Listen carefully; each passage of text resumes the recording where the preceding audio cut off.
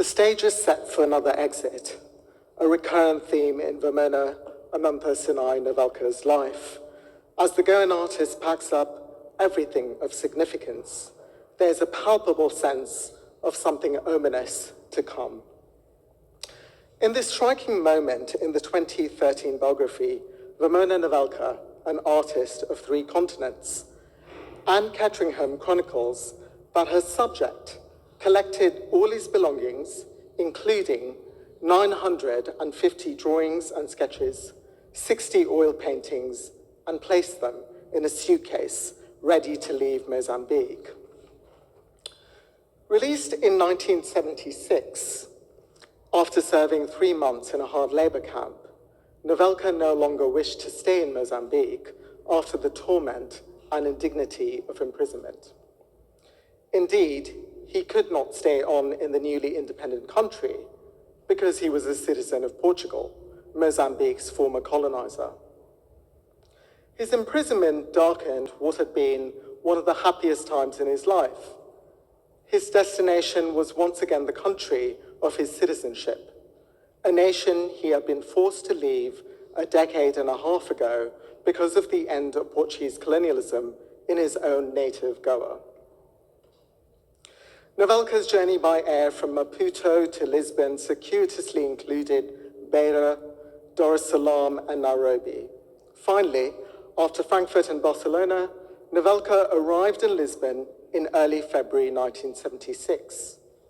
A veritable cartography of empire past, the convoluted itinerary had been the result of political instability in the aftermath of Mozambique's independence. In other words, the link between colony and metropole had been snapped. Informed by a set of pictures captured by Mozambican photographer Ricardo Rangel in 1975 of retornados and their things, Pamela Gupta, who is here, movingly remarks of these images by Navelcar's contemporary that Rangel's images remind me that colonialism is first and foremost an act of possession, and its undoing one of dispossession. Dubbed retornados, Portuguese for returnees, like Navelcar, for many of these Portuguese citizens in Rangel's photographs, Portugal had not been home for a long time, and in some cases, not the country of their birth.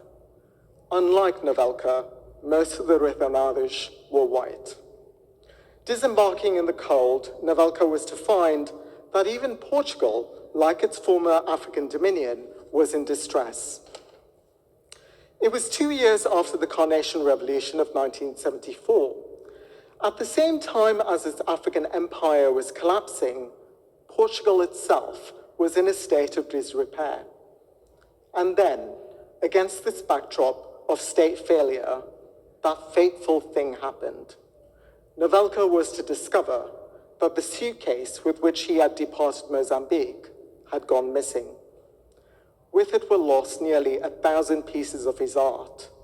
The suitcase was never to be recovered. Having previously curated a retrospective of Navelcar's art, co-written a political biography, and a graphic novella about him, my presentation today attempts to look at Navelcar's legacy differently than I have in the past. Relying on Navelcar's itinerary from the Indian Ocean post-colonial nation of Mozambique to the formerly colonial Portugal on the coast of the Atlantic Ocean as a metaphor, I aim to trace an interoceanic and transcontinental trajectory of cultural, political, and historical influence in the mid to late 20th century that is peculiarly lusospheric. The lusosphere, as I evoke that term, pertains to Portugal and its far-flung and geographically disconnected colonies, distances mitigated far less by colonial control than by the movements of colonized subjects. What might it mean to look at a former colonizing state in the Atlantic Ocean world from the vantage point of Indian Oceanic Africa and Goa? Even as the connections between oceanic realms have been the object of recent study, they often take as their period the slave trading era of modernity. As Stuart McManus observes in a 2021 article, the connected and comparative history of Atlantic and Indian Ocean slavery is still in its infancy. This notion is borne out in Richard Allen's examination in 2008 of the historiography of Indian Ocean slavery to raise questions about how we view the relationship between the worlds of the Indian Ocean and the Atlantic during the 18th and 19th centuries. Jay Bohorquez, in an article from 2020, traces early modern circuits of trade in enslaved people, fabric, and other goods that covered Portuguese Africa, the French Mascarenes, and Brazil. But the traders involved in these pursuits were not just the Portuguese, but also South Asians, demonstrates the under-examined complexities of interoceanic exchanges. It is notable that this interoceanic historiography relates to the lives and canvases of other artists of Goan origin, including the Lisbon-based Karishma de Souza. A portrait of the metropole, Routing 1, colors post-colonial Lisbon, denoted by its quintessential steps, with Saharan sands that sweep into the city from across the Atlantic. Blown in by winds that billowed the sails of early modern vessels of conquest, the sand is a gritty reminder of Portugal's colonial entanglement with Africa. Also visible on the canvas is the verdant presence of flora that traveled with people on the Indian Oceanic trade routes, symbolic of contemporary cultural influence from Portugal's elsewheres. Moving from the colonial to the anti-colonial and post-colonial periods, interoceanic histories between the Indian and Atlantic worlds represent a largely uncharted terrain. This includes the triangulation between colonial Europe and Afro-Asia's decolonial politics, especially the seemingly obvious history of the non-aligned movement and the Bandung era circa the 1950s. What is often not contended with is the lusospheric specificity of that moment. Consider that Navelcar's native Goa was rid of Portuguese colonialism in part because of a call to action by Portuguese Africa.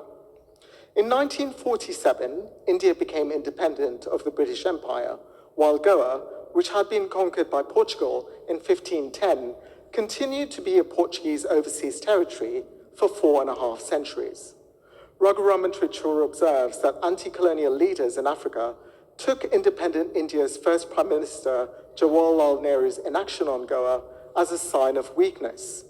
They equated India's unwillingness to intervene against the Portuguese in Goa to abetting Portuguese repression in Africa. In a 2-day war in 1961, India ousted the Portuguese from Goa. That same year, Angola began its war to gain freedom from the Portuguese, and shortly thereafter, Portugal's other African territories, Mozambique and Guinea-Bissau, followed suit. Even as the contagion of anti-coloniality spread across the international community, the effect on Goans themselves was less than decisively joyous.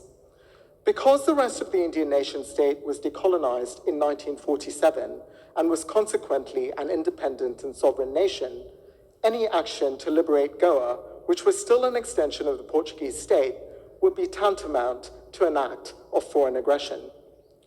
Writing in 2011 on the 50th anniversary of the so-called liberation of Goa, Vivek Menezes describes the Indian action of 1961 as a humiliating military occupation in the wake of annexation, which continued the colonial experience of being ruled from a distant center, with local interests and concerns marginalized to favor those of the conqueror.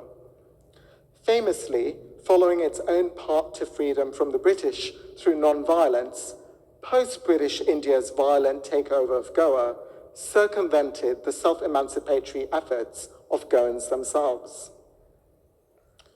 It was not only in Goa that the deleterious effects of the annexation were felt by Goans, including Navelcar.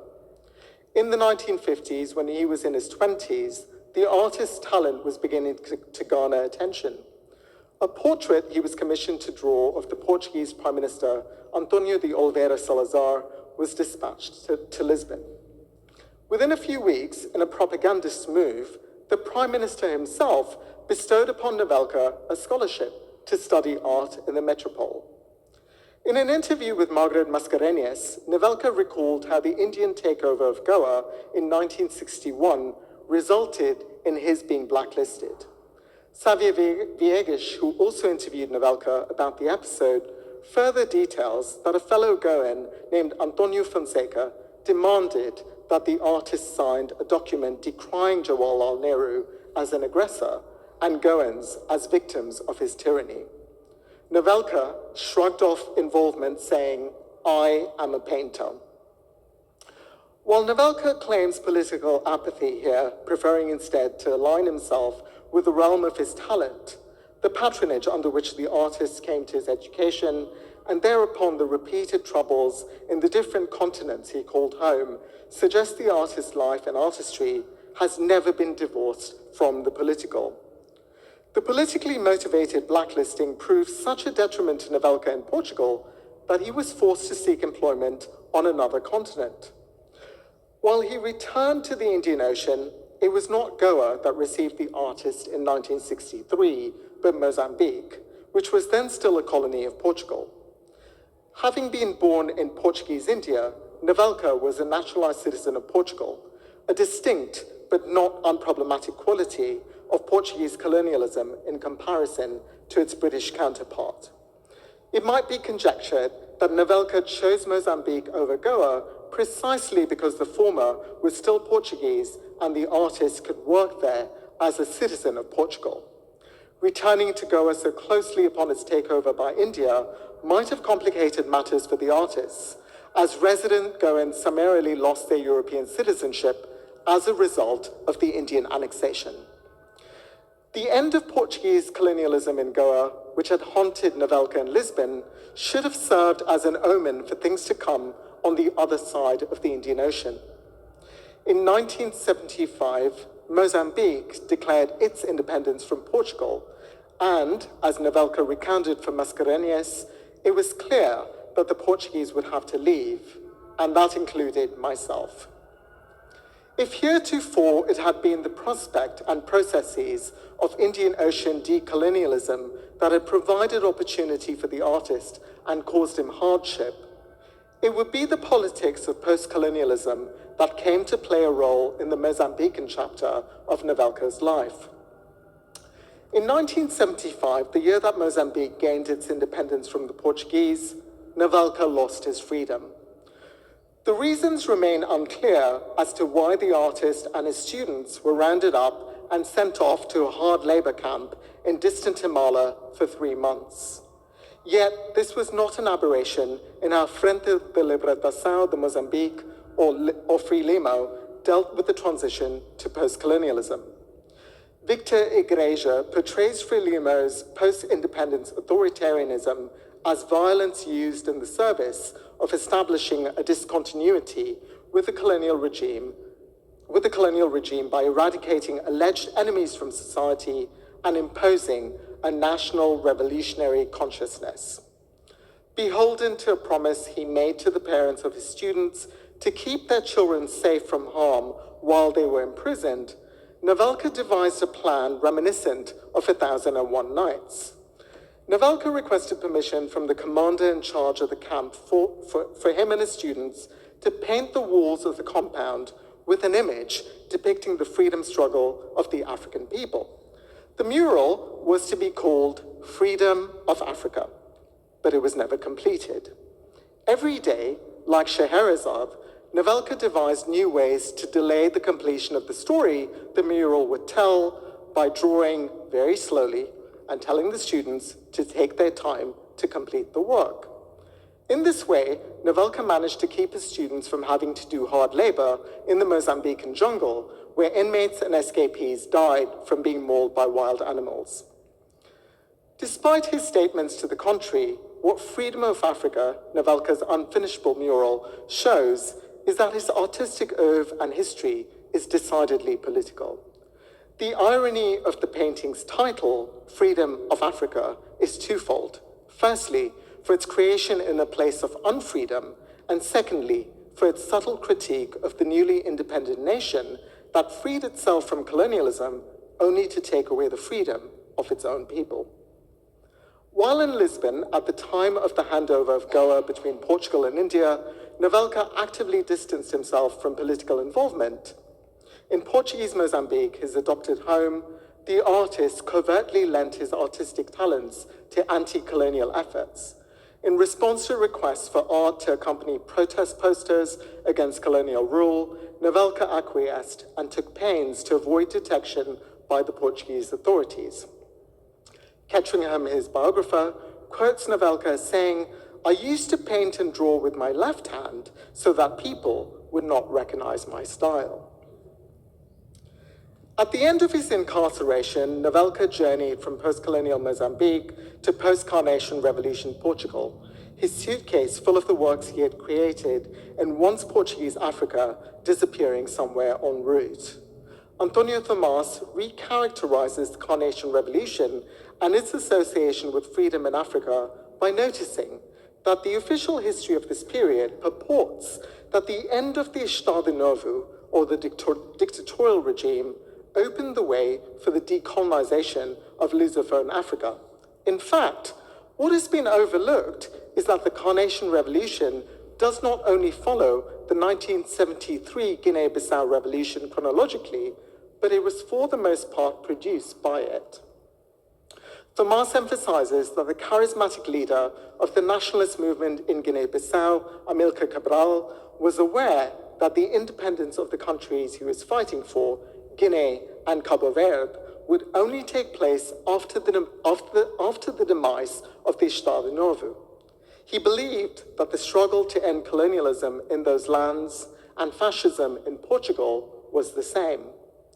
Concomitant upon the revolutionary political changes in Portuguese Africa that communicated themselves to the metropole, the legacy of Portugal's dominions in Africa, which came to an end at the same time as the authoritarian Estado Novo, would interpolate itself into post-colonial Portugal with retornados like Navelcar. As Gupta chronicles, the retornados were a constant reminder of the experience of trauma, loss, and messiness of decolonization that had taken place across two continents. With his return to Lisbon, Navelcar had brought back a personal history that included Goa and Mozambique. And while he no longer had the canvases from his African stint, that he continued until his death in 2021 to create art with Mozambican influences indicates the perpetuity of the legacy he participated in and was shaped by. Thank you very much.